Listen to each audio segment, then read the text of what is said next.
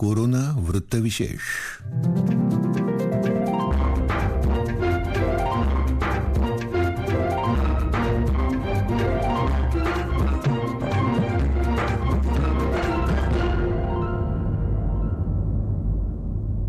श्रोतेहो नमस्कार. आजच्या कोरोना वृत्तविशेष मध्ये आपलं स्वागत.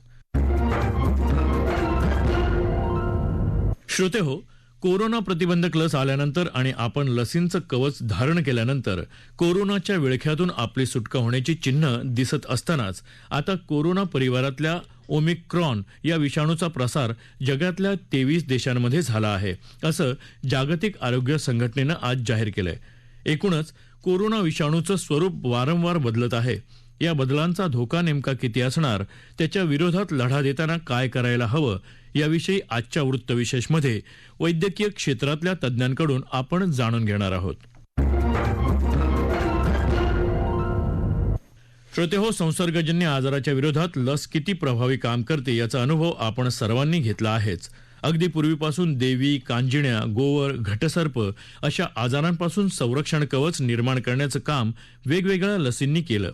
त्याचबरोबर आजच्या काळात कोविड प्रतिबंधात्मक लसीचं सुरक्षा कवचही आपण घेतलं आहे. मात्र आता नव्यानं आलेल्या ओमिक्रॉन विषाणूची घातकता, त्याचं स्वरूप, त्यांच्यामुळे अनेक प्रश्नांचीही उत्पत्ती झाली आहे असं म्हणता येईल. याविषयी अद्याप पुरेशी स्पष्टता आलेली नाही. याचं कारण म्हणजे कोरोना झालेल्या रुग्णाला ओमिक्रॉन विषाणूची बाधा झाली आहे हे समजण्यासाठी साधारणपणे 14 दिवसांचा कालावधी लागतो. त्यानंतर या विषाणूचे जनुकीय क्रमनिर्धारण केल्यानंतरच या विषाणूची तीव्रता किती असेल याची माहिती समजायला मदत मिळते. सर्वात महत्त्वाचं म्हणजे आपण ज्या लसींचं कवच धारण केलंय त्यामुळे ओमिक्रॉनचा धोका किती कमी असणार याविषयी सध्या तरी सर्वत्र संशोधन सुरू आहे. एकूणच ओमिक्रॉनचे नेमकं स्वरूप आणि त्याची घातकता, त्या अनुषंगानं आज आपल्याला संसर्गजन्य आजार विषयातले तज्ज्ञ डॉक्टर नितीन शिंदे माहिती देणार आहेत. सध्या कोरोना व्हायरसच्या व्हेरियंटची बरीच चर्चा चालू आहे. अगदीच मीडियामध्ये, बऱ्याच माध्यमांमध्ये त्यांच्या प्रतिक्रिया, सायंटिस्टची इन्फॉर्मेशन, असे इन्फॉर्मेशनचं एक्सप्लोजन झालेलं आहे की काय होणार, कसं होणार. सगळ्यात पहिला जो रिएक्शन सगळ्या देशांनी घेतलेला आहे तो म्हणजे ट्रॅव्हल बॅन. तर ज्या देशामध्ये ओमिक्रॉन आहे, आज जवळपास 23 देशांमध्ये ओमिक्रॉन हा व्हेरियंट सापडलेला आहे आणि बहुतेक सगळ्या देशांनी ज्या ज्या देशांमध्ये ओमिक्रॉन व्हेरियंट निघतोय तिकडे ट्रॅव्हल बॅनची घोषणा केली आहे. तर ट्रॅव्हल बॅन ऍक्च्युअली सिद्ध झाला आहे की ट्रॅव्हल बॅनमुळे व्हायरसचा जो प्रसार आहे तो पूर्णपणे थांबत नाही, पण ट्रॅव्हल बॅनमुळे व्हायरसचा प्रसार थोडा डिले होतो आणि आपल्याला बाकी जे ऍक्शन घ्यायला किंवा त्याचे मिटिगेशन मेजर्स घ्यायला थोडा वेळ मिळतो. ट्रॅव्हल बॅन हे पूर्णपणे चुकीचं पण नाही आहे, पण व्हायरसची कंप्लीट इन्फॉर्मेशन नसताना, पुरेपूर माहिती नसताना अगदीच साधारणतः सर्वसमावेशक असा ट्रॅव्हल बॅन करणे हे पण अगदी चुकीचं आहे. ओमिक्रॉन व्हायरसच्या विषाणूच्या ट्रान्समिसिबल बद्दल, त्याच्या संसर्गजन्य गुणधर्माबद्दल किंवा त्याच्या व्हॅक्सिनचा जो रिस्पॉन्स न येणे या गुणधर्माबद्दल अजूनही माहिती मिळायची बाकी आहे आणि जे काही आपण ऐकतो आहे ते सगळे अझम्पशन्स आहे, ते सगळे ठोकताळे आहेत आणि जवळपास प्रत्येक व्हायरसला कल्चरमध्ये वाढायला 2 आठवडे लागतात आणि त्याच्या टेस्ट होऊन तो लसीला जुमानणार की नाही जुमानणार किंवा जे इतर प्रभावी औषध आहे कोविड व्हायरसवर, फॉर एक्झाम्पल मोनोक्लोनल अँटीबॉडी, ह्याला त्याचा प्रभाव होतो की नाही होतो हे कळायला साधारणतः आपल्याला 2 ते 3 आठवडे लागतील. तर कदाचित आपल्याला 2 ते 3 आठवड्यानंतर पूर्णपणे माहिती मिळेल की हा व्हायरस खरंच धोकादायक राहणार का, की तो चौथी वेव्ह किंवा तिसरी वेव्ह तयार करणार का. मला वाटतं तोपर्यंत आपण थोडी वाट बघायला नक्कीच पाहिजे. पण एक गोष्ट नक्कीच आहे की साऊथ आफ्रिकेमध्ये गॉटेंग प्रांत जो आहे, त्या गॉटेंग प्रांतामध्ये हा व्हायरस फार वेगाने हॉस्पिटलायझेशन वाढवतोय, ट्रान्समिशन वाढत आहे आणि बरेच लोक तिकडे हॉस्पिटलाइज होत आहे आणि तो जो जुना डेल्टा व्हायरस होता त्याला तो मागे टाकतोय. तर डेफिनेटली हा it is a point of concern. सगळ्यांनी याच्यापासून तयारीला लागलं पाहिजे की तिसरी वेव्ह येऊ नये किंवा त्यापासून कसं वाचायला पाहिजे. एकदम पॅनिक होणं हे पण अत्यंत चुकीचं आहे. सरसकट ट्रॅव्हल बॅन किंवा सरसकट लॉकडाऊन हे उपाय आता चालणार नाही. पण सगळ्यांनी लक्षात घेतलं पाहिजे की आता आपण डिसेंबर 2021, आपण मार्च 2020 मध्ये नाही आहेत, आपण डिसेंबर 2021 मध्ये आहे. आपल्याला व्हायरसच्या सगळ्या गुणधर्माची माहिती आहे, तो कसा पसरतो हे माहिती आहे आणि त्याचे काय काय उपाय हे माहिती आहे. त्याच्यावर प्रभावी औषधोपचार आपल्याकडे अवेलेबल आहे. त्यामुळं सरकारांनी किंवा लोकांनी अत्यंत घाबरून जाणे हे योग्य नाही. या व्हायरसला तोंड द्यायचं ते एकदम सिस्टमॅटिक त्याला आपण बघितलं पाहिजे आणि जशी जशी नवीन इन्फॉर्मेशन येते त्याप्रमाणे नवीन त्याचे जे कंट्रोल मेजर्स आहेत ते प्लॅन करायला पाहिजे. आणि व्हॅक्सिन्स कशाही असल्या तरी कितीही कुठलाही नवा व्हेरियंट जरी असला तरी व्हॅक्सिन्स त्याच्या प्रभावकारक असणारच. फक्त प्रश्न हा आहे की त्याच्या 1 डोस लागेल, 2 डोस लागतील की 3 डोस लागतील. बऱ्याच देशांनी 3 डोसची सुरुवात केलेली आहे आणि मला असं वाटतं की आपल्या देशांमध्ये पण जे आपले टास्क फोर्स आहे ते 3ऱ्या डोसचा जरूर विचार करत असतील आणि 3ऱ्या डोसमुळे जी आपली इम्युनिटी आहे ती अजून सुदृढ होऊन आपण या व्हायरसचा प्रसार नक्कीच थांबू शकतो. तर त्यामुळे कुणीही याच्याबद्दल घाबरून जायची सध्या तरी काहीही गरज नाही आहे. आपल्याला व्हायरसचे ट्रान्समिशन माहिती आहे, प्रभावकारी औषधी आहेत, लसी आहेत, फक्त डोसेस बदल निर्णय अजून झालेला नाही आहे आणि त्यामुळे प्रत्येकाने आपल्या बेसिक लेवलवर, प्रायमरी लेवलवर आपण जी काळजी घेऊ शकतो, फॉर एक्झाम्पल मास्क वापरणे, गर्दी जागी जाणे टाळणे आणि जिथे इंडोर वातावरण असते, जिकडे पूर्णपणे बंद वातावरण असते, अशा ठिकाणी व्हायरसच्या प्रसाराचा धोका जास्त असतो, तर अशा ठिकाणी जाणे टाळणे. तर हे आपल्या लेवलवर, स्वतःच्या लेवलवर ह्या बेसिक जे आपले कोविड अप्रोप्रिएट बिहेवियर आहे याला पाळणे, व्हॅक्सिनच्या लसी घेणे हे सगळं महत्वाचं आहे. आणि सरकारांनी पण अगदी पॅनिक न होता सरसकट प्रवासावर बॅन किंवा ट्रॅव्हलर्सला RT-PCR करा, क्वारंटाईन करा, आयसोलेशन करा, असं सरसकट न करता स्टेप बाय स्टेप जशी जशी या व्हायरस बद्दल इन्फॉर्मेशन मिळते आहे, माहिती मिळते आहे, तशा प्रकारे स्टेप बाय स्टेप ह्याच्यावर उपाययोजना केली पाहिजे असं मला वाटतं. श्रोतेहो, जवळपास 2.5 वर्ष झाली आपण कोरोना या विषयाचा अनेक अंगांनी विचार केला, माहिती घेतली. कोरोनाच्या विरोधातल्या लढ्यामध्ये अनेक आव्हानांना आपण तोंड देत आलो आहोत. या विषाणूनं वारंवार आपल्याला चकवण्याचंही काम केलं. सगळीकडे जणू कोरोना हा विषय भरभरून व्यापून राहिला आहे. अजूनही वेगवेगळ्या रूपामध्ये कोरोना आपल्याला त्रास देतच आहे. विषाणूचा एकूणच हा प्रवास कसा आहे, यामध्ये आजवर कसे कसे बदल झाले याचाही विचार आपण करण्याची गरज आहे. अर्थात त्यामुळे पुढचा प्रवास करणं थोडं सुकर जाण्याची शक्यता आहे. म्हणूनच कोरोना विषाणूच्या बदलत्या स्वरूपाचा आणि त्याचा संसर्गविषयक प्रभावाचा संसर्गजन्य आजार तज्ज्ञ डॉक्टर SD नाईक यांनी दिलेली माहिती त्यांच्या शब्दात. गेली 2 वर्ष आपण कोरोना महामारीमुळे हैराण झालेलो आहोत.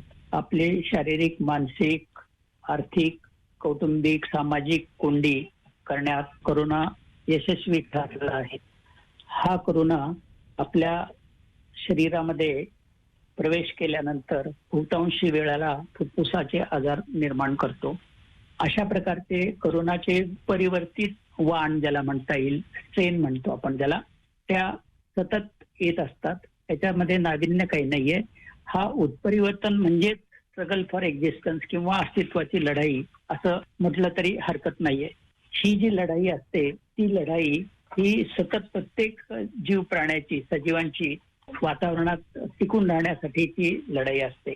हे म्युटेशन ज्याला उत्परिवर्तन म्हणतो, हे ज्यावेळेस होतं त्यावेळेस आपण लोक, डॉक्टर्स किंवा शास्त्रज्ञ 4 गोष्टीवरती जास्त करून भर देतात.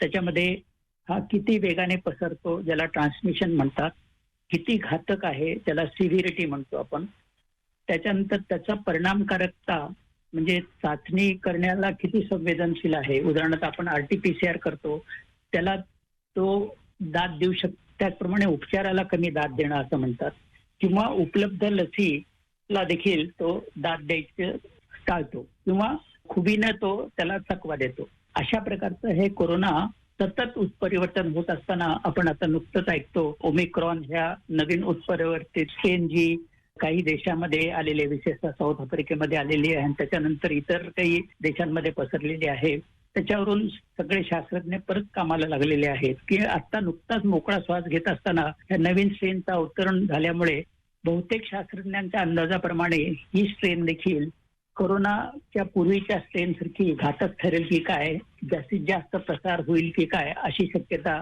प्रत्येकाला वाटायला लागलेली आहे. अशा प्रकारचं उत्परिवर्तन हे मानवी जीवनामध्ये एक उत्क्रांतीचं लक्ष असतं. त्याच्यामध्ये तो सतत आपली प्रगती करावी या उद्देशाने मानव प्राणी जसं आधी मानवापासून आजपर्यंत आधुनिक मानवापर्यंतची त्याची झेप किंवा एखाद्या औषधाला दाद न देण्यासारखं उत्परिवर्तन करणारे क्षयरोगाचे जंतू किंवा इन्फ्लुएन्झा सारखे एखादे व्हायरस जे सतत आपल्याला लसीमध्ये बदल करायला भाग पडतं, हे सगळं उत्परिवर्तन जे होत असतं ते अस्तित्वाची लढाई प्रत्येक जीव प्राण्यामध्ये चाललेली असते. आणि त्याच्यामध्ये कोरोनामुळे निर्माण झालेला जो COVID-19 जो आजार आहे, जो जास्त करून फुफ्फुसाला त्रास देणारा असतो, त्याच्यामध्ये आता येणाऱ्या नवीन स्ट्रेन जी आहे ती दाद देईल की नाही अशी शंका सर्व शास्त्रज्ञांना वाटायला लागलेली असल्यामुळे हे उत्परिवर्तनाबद्दलचं एकंदरीत अभ्यास आपण जाणीवपूर्वक घेतल्यानंतर आपल्याला सगळ्यांना उत्सुकता लागून राहिलेली आहे की नवीन स्ट्रेन ही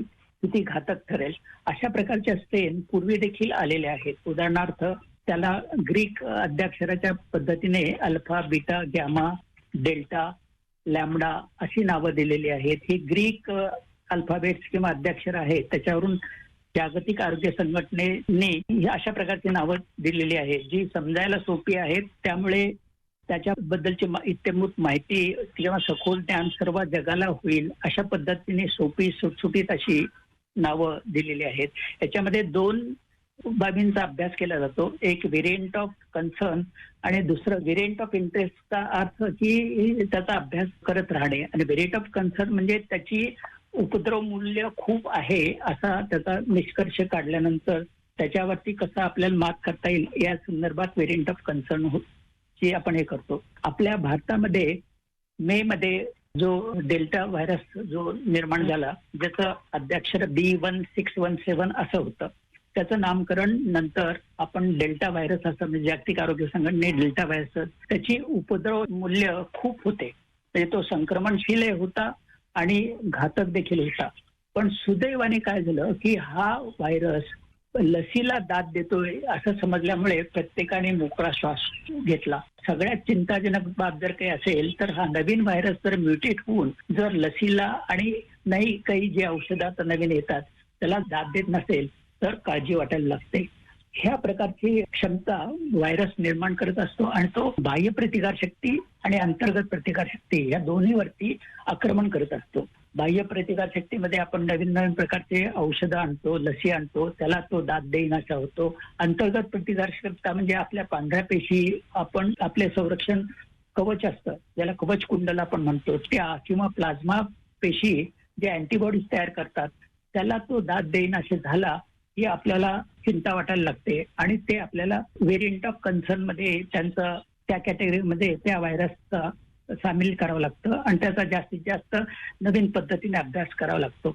श्रोतेहो, कोरोना डेल्टा, ओमिक्रॉन अथवा कोणत्याही स्वरूपामध्ये आपल्यासमोर उभा ठाकू नये यासाठी लसीचं कवच तर हवंच आणि त्याचबरोबर तो आपल्या मार्गात येऊच नये म्हणून आपण कोरोनाविरोधी योग्य वर्तनशैली जोपासण्याची अत्यंत गरज आहे. म्हणूनच जाता जाता एक स्मरण, सर्वांनी कोरोना त्रिसूत्रीचं पालन करून स्वतःचा बचाव करायचा आहे. केंद्र सरकारच्या वतीनं नागरिकांना कोविड प्रतिबंधात्मक लस मोफत दिली जाते. आतापर्यंत आपण लस घेतली नसेल तर आपल्या परिसरामध्ये ज्या ठिकाणी लसीकरणाचं अभियान सुरू असेल तिथं जाऊन अवश्य लस घ्या आणि कोरोना त्रिसूत्रीचं पालन पुन्हा एकदा करा. श्रोतेहो, आपला कोरोना वृत्तविशेष हा कार्यक्रम आपण न्यूज ऑन AIR या ॲपवरही ऐकू शकता. यासोबतच आमच्या मुंबई AR न्यूज या YouTube वाहिनीवर या कार्यक्रमाचं ध्वनिमुद्रण आपल्याला कधीही ऐकता येईल. श्रोतेहो, याबरोबरच आजचा कोरोना वृत्तविशेष हा कार्यक्रम संपला. हा कार्यक्रम आकाशवाणी मुंबईच्या प्रादेशिक वृत्त विभागानं सादर केला. सादर करते कुणाल शिंदे, निर्मिती सहाय्य विवेक वानखडे, लेखन आणि समन्वय सुवर्णा बेडेकर आणि चंद्रकांत शिरसाठ आणि निवेदन शैलेश मोहिते.